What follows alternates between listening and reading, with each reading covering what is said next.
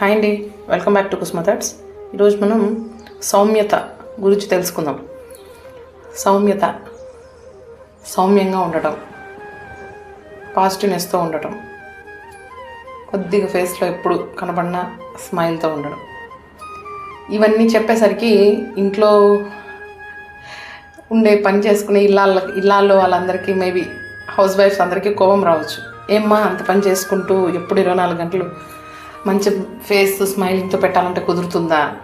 కుదరదు, ఖచ్చితంగా కుదరదండి. నేను అలా ఒకరిని ఉద్దేశించి ఇదేమీ చెప్పట్లేదు.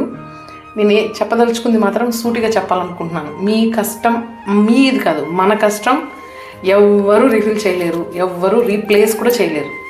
వాళ్ళు అంటారు అంతే, ఇంటి దగ్గర ఉంటారు, సైలెంట్గా ఉంటారు, మీరేం చేస్తున్నారు అవన్నీ పట్టించుకోకండి. ఎందుకంటే మీకు తెలుసు మీరేం చేస్తున్నారు. మీకు రెస్పెక్ట్ ఇస్తే మీరు తిరిగి రెస్పెక్ట్ ఇవ్వండి, ఇవ్వకపోతే మీరు ఇవ్వద్దు, అంతే. So simple. మిమ్మల్ని మీరు చంపుకొని మరీ ఇవ్వాలని ఎవరు చెప్పరు.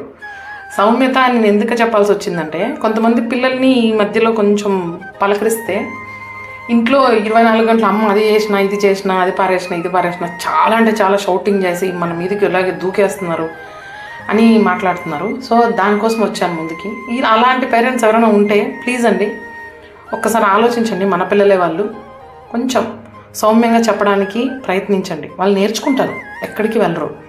సౌమ్యంగా చెప్పాలి మనం ఖచ్చితంగా, అదే మన బాధ్యత. ఒక్కసారి ఆలోచించండి నేను చెప్పింది. Thank you so much.